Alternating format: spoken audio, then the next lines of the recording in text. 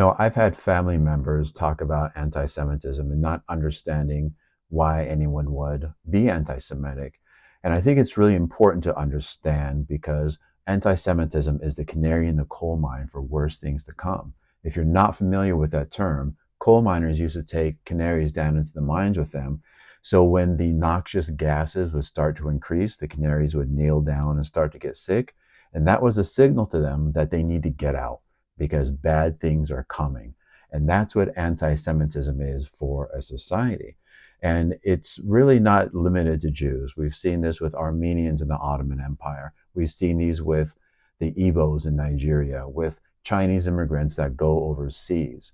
And the way this happens is you have a small tribe of people who have their own culture within a larger tribe of people, and history has shown that very often we've been tolerant of these minority populations.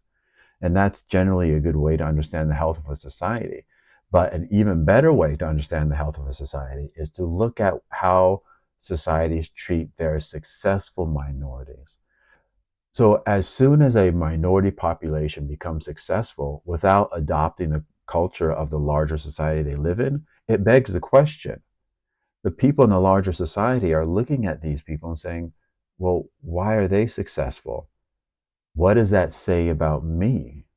If they're rejecting my culture and they're more successful than me, then that turns a mirror on me. And what do people do when they see mirrors like that are judging them? Do they adopt the practices and behaviors of the people that are being successful? Generally not. What they do is they smash that mirror. And this is the oldest story in humanity.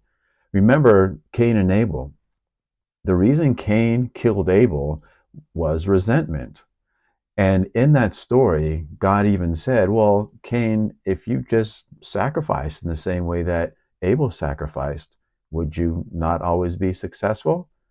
So instead of blaming everybody and blaming the nature of the universe, God said, you know what? It's your fault. You can do better. And that's an example of how you can do better. So what did Cain do?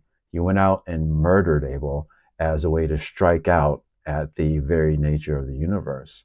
And not only that, but the descendants of Cain were the ones who made weapons and continued to create wars in the world.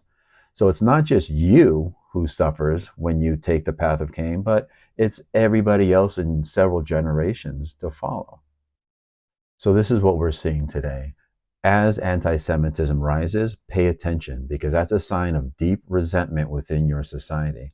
And when we have an educational system that has weaponized this by saying the world is made up of people who are oppressed and people who are oppressing, all you have to do to be a good moral person is find bad people and good people.